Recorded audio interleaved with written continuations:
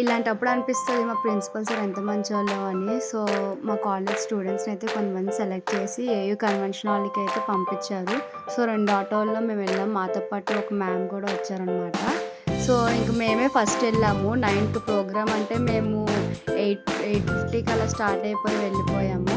So, వెళ్ళిన తర్వాత మేము బ్లూ కలర్ యూనిఫార్మ్ వేసుకున్నామని అక్కడ వాళ్ళు మాకు బ్లూ చైర్సే ఇచ్చారు.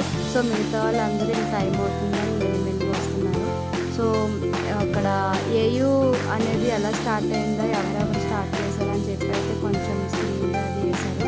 తర్వాత వెల్కమ్ డాన్స్ చేసిన తర్వాత అక్కడ జడ్జెస్ అందరిని ఇన్వైట్ చేసి వాళ్ళకి సన్మానం చేస్తున్నారు. ఈలోపు హాల్ మొత్తం నిండిపోయింది.